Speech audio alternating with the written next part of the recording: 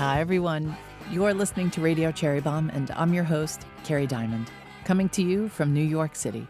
Our big Jubilee conference is in just a few days, and to celebrate, we're sharing my interview with Joanna Gaines from Jubilee 2023. Joanna, as you all know, is the co-founder of Magnolia, which includes a TV network, books and cookbooks, a magazine, restaurants, shops, and even a hotel. It's basically an empire. I had a great time chatting with Joanna. She went from working in her father's tire shop after college to becoming one of the most influential women in design, media, and food. Joanna was our Jubilee keynote speaker and joined me fresh off a big family trip to Seoul, Korea, where her mother is from. She and I talked about her journey as an entrepreneur and a leader, why her internship at CBS in New York didn't quite work out, her advice for young adults regarding college, her answer might surprise you, and what's left on her bucket list. She also tells us why it's important to have a vision of what you're working toward. This year's Jubilee will be taking place at the Glass House in Manhattan, and we can't wait to see everyone. The iconic Gloria Steinem is our keynote speaker, and we have other incredible folks joining us, including Ozma Khan, Clancy Miller, Paula Velez, Angie Marr, and Natasha Pickowicz. It's going to be an inspiring day filled with community connection and, of course, great food and drink. Thank you to our wonderful sponsors, Kerrygold, San Pellegrino, Veuve Clicquot, Lundberg Family Farms, Chase, Ghirardelli, and Nonino. For Jubilee tickets, speaker details, and information on what to eat, drink, and do on the big day, visit cherrybombe.com. If you're at Jubilee and you see me running around, come on over and say hi. Enjoy my chat with Joanna Gaines from Jubilee 2023. We're going to start with your most recent trip. Yes. We're lucky you're here because you were just in Korea. You just returned. I got back Wednesday. How jet lagged are you? I keep waiting for my brain and my head, I feel like I'm like in a bubble, like a time warp. So got back Wednesday and I was feeling so good and I was like, jet lag, whatever. Thursday, feeling great. I guess it was adrenaline. And then yesterday it hit. So I apologize in advance for anything I may say that I mean or don't mean. This is the first time you traveled to Korea. Yes. Where your mother lived until she was 19 years old. What was behind your decision to take this trip? Chip was behind that decision 100%. For years, he said, Joe, you've got to take your mom back. How special would that be? I would say for anything getting me out of the house is Chip pushing that because I'm just not. I love being home. I'm not a great traveler. And so for years, I kind of just put it off and just, with the kids being young, it felt hard. But she turned 70 this year. On her 65th birthday, I gave her a card that said, we're taking you to Korea this year. That was 5 years ago. Every year, as we all know, something came up and it just didn't work out. And last December, Chip was like, Joe, you have to make this happen. And so we got it on the books and we brought about 25 of our family members. It was a trip. It was amazing. You all heard that, right? 25? 25. On a All my trip. sisters, 6 kids, all my 5 kids, my other sister's kid. I mean, my mom and dad, and then my uncle and my aunt. My uncle actually moved here 30 years ago, and that was the first time he'd been back, so it was just so special. You are a very spiritual person. How did it feel to be somewhere where you have such strong ancestral ties? I told myself right before I went to Korea, I kind of had to have this, I don't know what it is about my personality. I don't know if it's middle kid or I've always been one to push away feeling stuff when I was younger. And the older I get, I have learned when you feel your way through things, it's actually healing, it's cathartic. And I knew there was going to be something special on this trip, maybe even something I was avoiding for so many years. And I don't even know what it was. But right before I left, I told myself, when you eat, close your eyes and remember the sounds, the smells, the flavors, what you're touching, who you're with. I had to be really intentional about these moments so that in 20 years, I can remember. It wasn't just a picture on my phone, but it was truly this memory. And so I went into it knowing it was going to do something internally. But the moment we landed, it was the weirdest thing because it felt, I don't know how to say this, it felt like this full circle, this completion moment, knowing that in 1953 is when my mom was born. This was her homeland. These are the streets that she walked. And then years later, in 1971, when she met my father there, these were the streets they walked. Call it destiny, call it God, whatever, I believe it was God, brought those two together to then, as we stepped foot on that soil, my mom could go, this is where I was. She had a really hard childhood, and then see kind of the blessing of just pushing through, seeing all her grandchildren, her son-in-laws, her family there. It felt like this full circle moment. My soul felt complete. Like now I know my mom fully. This was her home. We all left feeling full and complete. And it's kind of one of those things that's hard to put to words, even though I just rambled. It was so special. Yeah. It was so special. You did not ramble. That was beautiful. Thank you. You mentioned food. We have a room full of culinary professionals right in front of us. What were some of the food highlights? When we were picking all the restaurants, I was kind of a brat where I was like, I don't want anything mixed. I just want my mom's like Korean staples. So it was like the bulgogi, the kalbi, the panchan, all the things, japchae, bibimbap. Like, I don't even know if I'm saying it right. That's just how my mom's always said it. But wanted just the truly traditional Korean food. And my mom, since all my babies were little, fed them her food, and she wanted them early on to acquire the palate for Korean food, and so it's their favorite. So the funniest thing would be to see all of her grandchildren at the hotel we stayed at. Chip and my brother-in-law David would eat like the pancakes, the waffles, and the bacon, and then all the kids would be eating kimchi tofu soup, bean sprout soup, seaweed soup, and they're like, Dad, why would we eat pancakes? Like, it was such a gift for my mom to see her influence and her quarter Korean grandchildren's lives. Like, it was just beautiful. So speaking of food, you have a new cookbook coming out next month. It's called Magnolia Table, Volume 3, a collection of recipes for gathering. You've made a name for yourself as a design maven before moving into the food space. What made you want to write cookbooks? You know, with my journey with design, it always led back to the heart of home, and it was always deeply personal for me, the work that I got to do, that I get to do within people's homes. But I always have to like center or ground myself just within my own home. And one of the biggest pieces of home for me is food. And I think, you know, it was years ago that I remember my son, who is 18 now, was going to camp. I think it was like 11 or 12. And he'd never gone to camp. He was a homebody. And all of a sudden, all his friends like kind of peer pressured him. And it was a 2-week camp trip. I remember the first week, you could send notes to your parents, and he didn't send a note. And I was like, oh gosh, good, he loves it. But then I'd go online and look at pictures, and if all the kids were smiling, Drake would be straight-faced, like trying to tell me something. And I was like, oh no, what's he doing? Maybe he didn't hear the 1, 2, 3.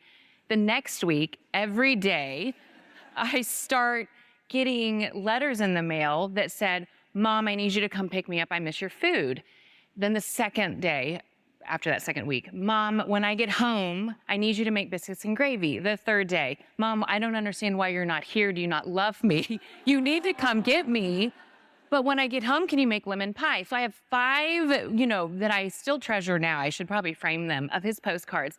But for him, home was food. That was his comfort. And so the whole idea of like why we're in this room is food is that for all of us. When I think of my childhood memories, I think of the food my mother cooked. So it was a natural progression, I think, of what I was just growing passionate about, along with just the garden. And so that's why I did cookbooks.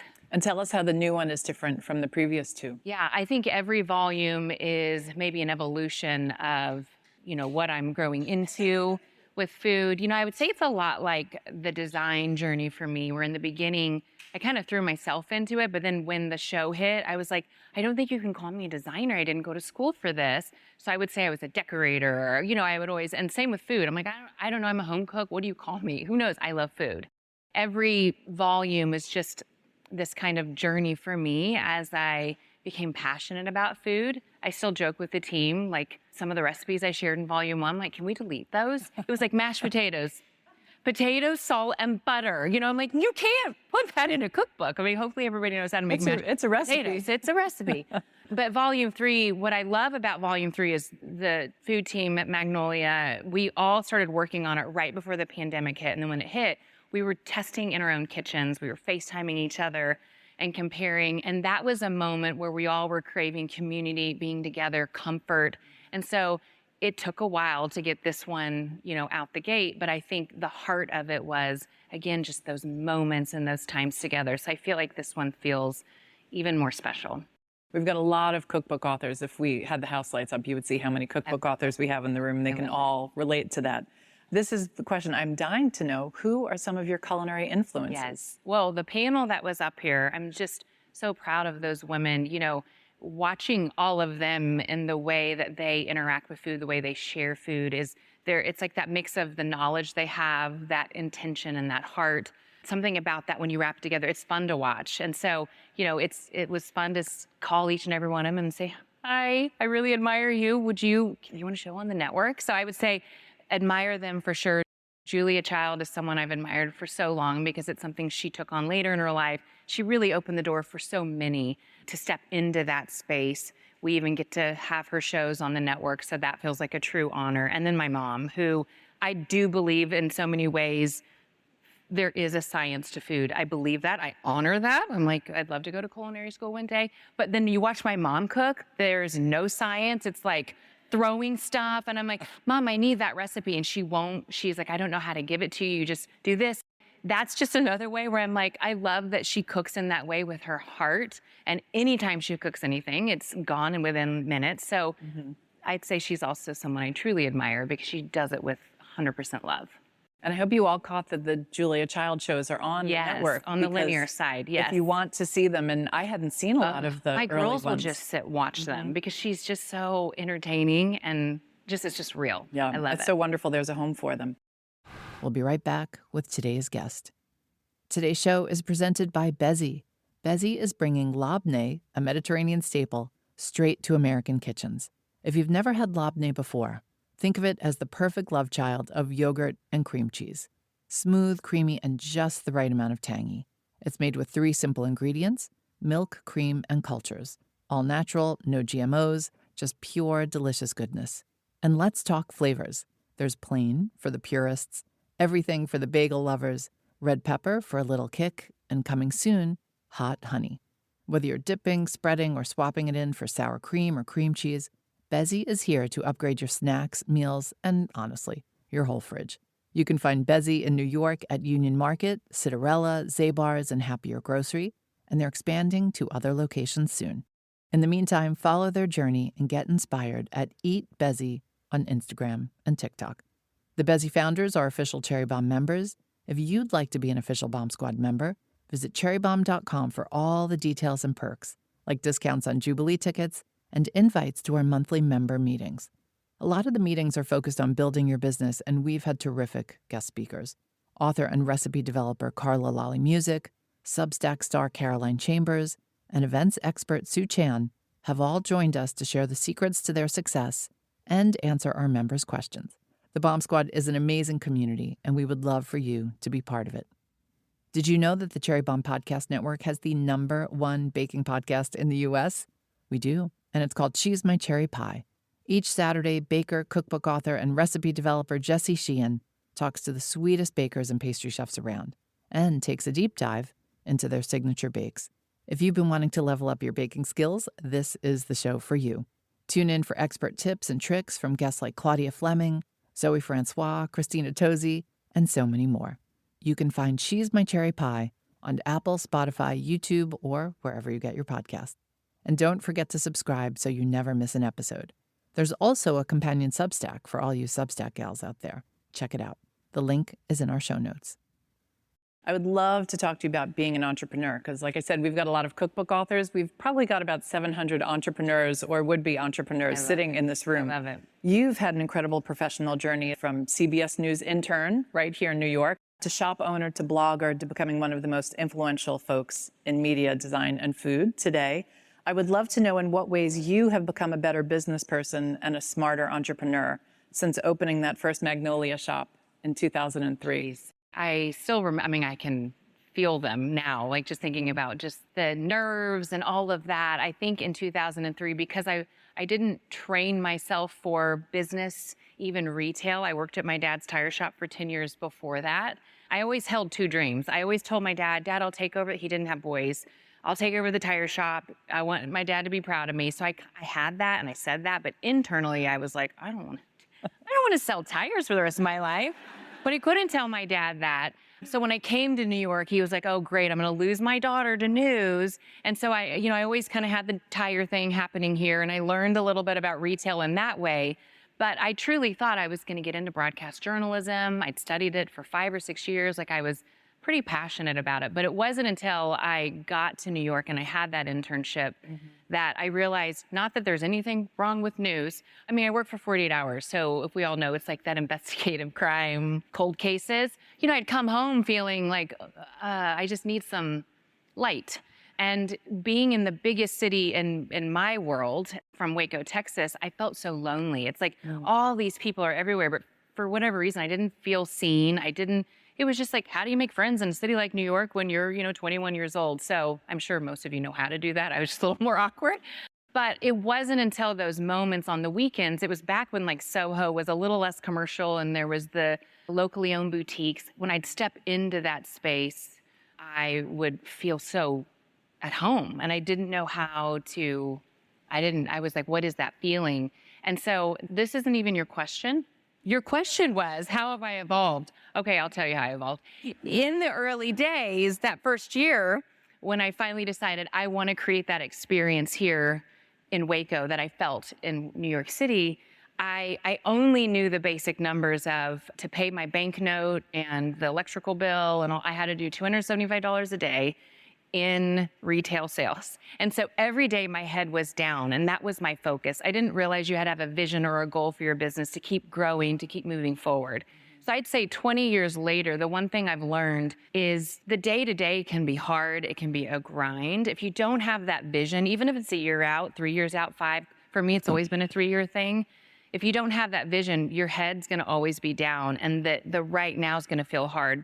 I remember every day in that first year, I would count the tickets at the end of the day, hope for that $250, but I was lacking like the big picture. And so now I'd say what shifted is, hey, these months, even years are gonna feel hard, but as long as I have that vision and what I'm working towards, that's gonna make me a better business person. So you have so many employees. You had no employees back then. No, it was just me and Chip. So now you have... Which Chip was like a child. Sometimes he like, let's go to lunch, just put a Post-it note on the door. And I'm like, no. He's like, well, that's what I used to do. I was like, I'm not doing that. I mean, we have two different philosophies on business. Oh my gosh, I love that. So we know you have so many employees today. I'd love to know, how's your leadership style evolved? Being married to someone like Chip, you can easily hide behind, he's the leader. He's so gregarious. He's the visionary. He can get in front of our entire team and like make people cry and make them want to like run through walls. I'm always like, don't give me the mic. Don't make me end this. Like I'm just not the closer. So for years, I was like, Chip's the lead. I like to be behind the scenes. I love the details.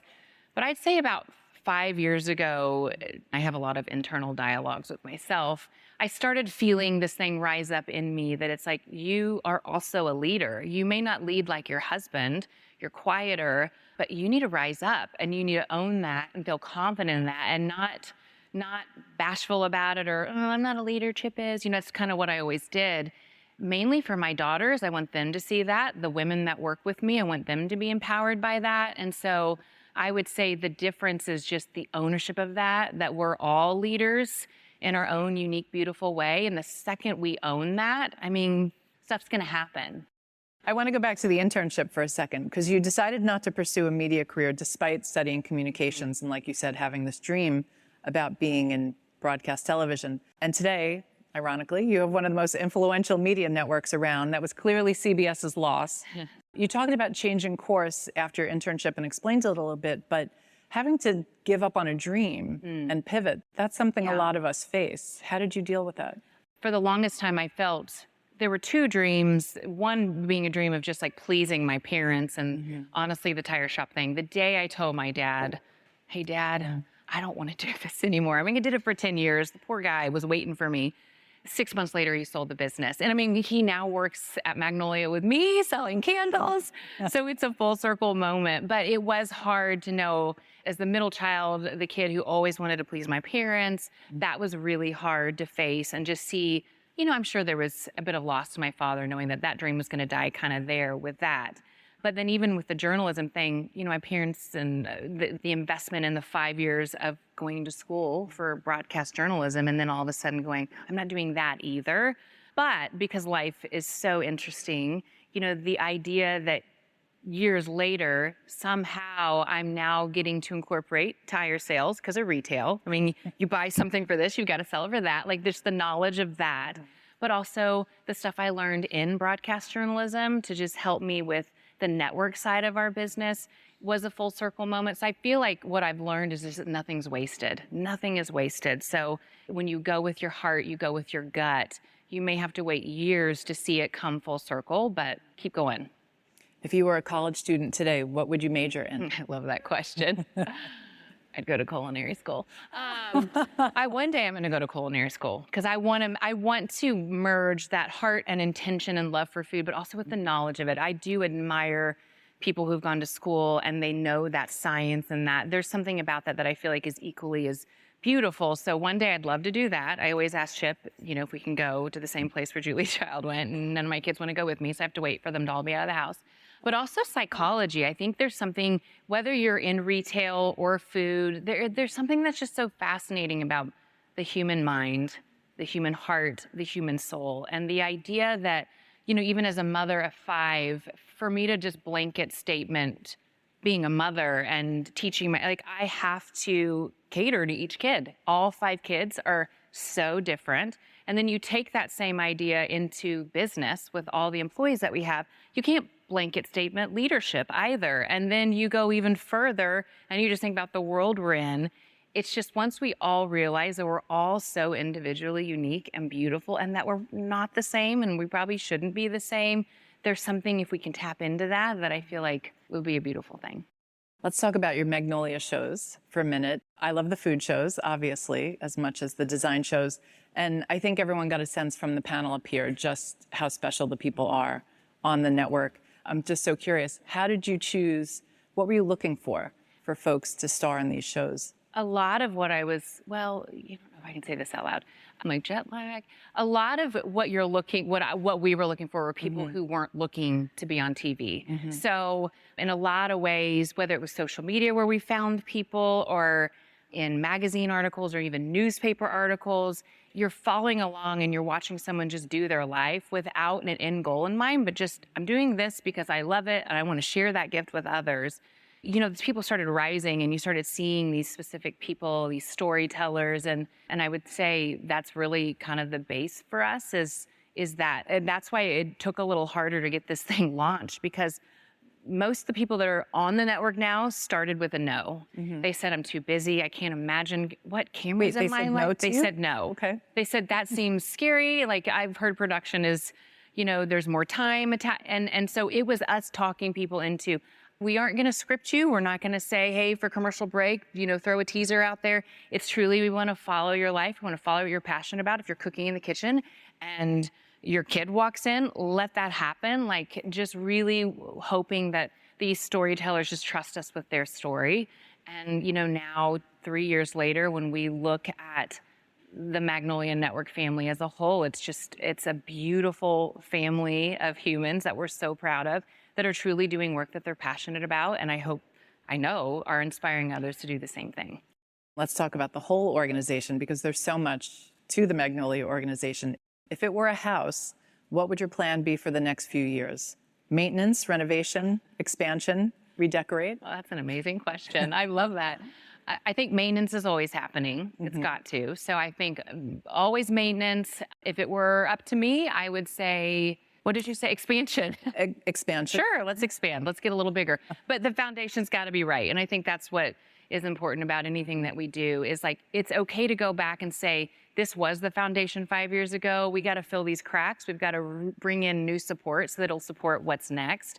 And so I'd say right now we're in that process of maintenance, and that what we want to do next, we want to make sure the foundation is right so it can support what's coming.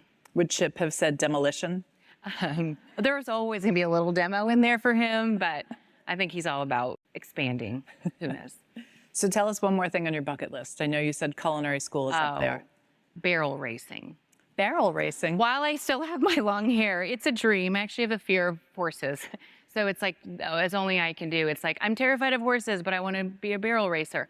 There's actually a woman who lives a couple doors down from us on the farm across from the highway, and she was a barrel racer. Wait, I'm so embarrassed. I'm such a city slicker. Oh, no. I don't barrel even know racing. what barrel racing is. So it's when you get a really fast horse and your hair just blows.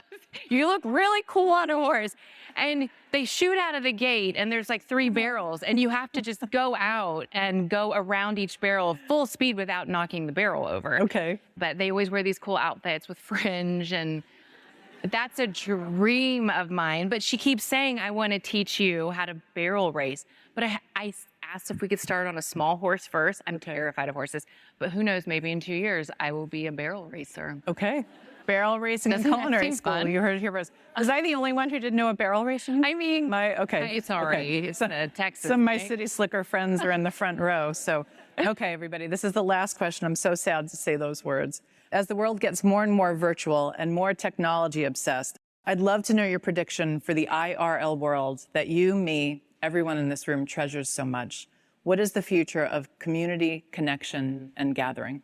For me personally, I feel like whether it was 5 years ago, 50 years, 100 years ago, of course, things are getting busier, more complicated, and more distracting. But I feel like from day one, community and connection is something you have to fight for.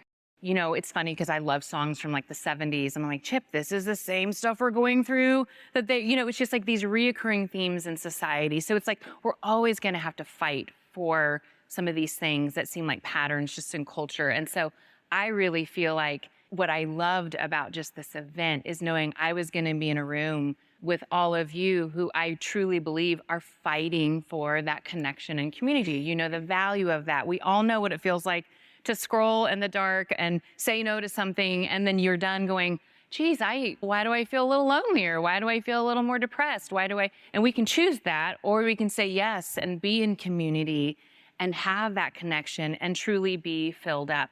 I believe that when you have a room this size with people that are saying, we're going to fight for this, I have so much hope for that, no matter what. I'm not putting a headset on and living in the AI world, you know, and so if that's end up how we're all doing it, hopefully we still put those things down and fight for that community and that connection, because that's truly where life is. That's where growth is. I feel very hopeful for it, but you do have to choose that and you have to fight for it, which means more supper clubs, taking meals to your neighbors, doing all the things that you guys all write about, that you are all passionate about. So just keep doing that work, and I feel like it's always going to be more beautiful than that other stuff. I love that. Well, keep fighting the good fight, everybody. You heard it from Joanna Gaines. Joanna, thank you so Kerry. much. That's it for today's show. Don't forget to grab your Jubilee tickets before they sell out. The link is in our show notes, or just head to cherrybombe.com. Our theme song is by the band Tra La La. Thank you to City Vox Studio in Manhattan. Our producers are Catherine Baker and Jenna Sadu, and our editorial coordinator is Sophie Kais. Thanks for listening, everybody. You're the bomb.